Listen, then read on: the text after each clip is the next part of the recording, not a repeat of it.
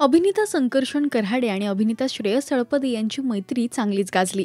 Zee मराठीवरील माझी तुझी रेशीम गाठ या मालिकेत ऑनस्क्रीन मित्र त्यांनी साकारले. यश आणि समीर अशी त्यांच्या भूमिकांची नावं होती. यावेळी त्या दोघांची ऑफस्क्रीन सुद्धा चांगलीच मैत्री झालेली पाहायला मिळाली. तर ही मालिका संपल्यानंतर संकर्षण आणि श्रेयस पुन्हा भेटले, ते म्हणजे श्रेयसच्या चॅनलच्या मुलाखतीसाठी. यावेळी तुला अभिनयाची प्रेरणा कुठून मिळाली असं श्रेयसने संकर्षणला विचारताच, मला अभिनयाची प्रेरणा माझ्या बाबांमुळे मिळाल्याचं त्याने सांगितलं. संकर्षण म्हणाला, माझे बाबा त्यावेळी बँकेत काम करून नाटकात अभिनय करायचे, त्यामुळे हा अभिनयाचा वारसा मला त्यांच्याकडूनच मिळालाय. मी जेव्हा शाळेत होतो तेव्हा माझ्या बाबांनी श्रेयस सोबत एका सिनेमात काम सुद्धा केलंय. यावर श्रेयस म्हणाला, हो, संकर्षणचे बाबा आणि मी एकत्र झुळूक नावाच्या सिनेमात एकत्र काम केलं होतं.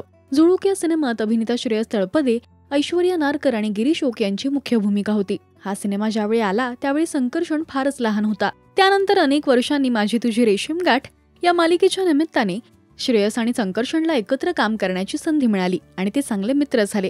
आज अनेक वर्षांनी ही गोष्ट हे दोघे मित्र पुन्हा एकदा भेटल्यानंतर बाहेर आली.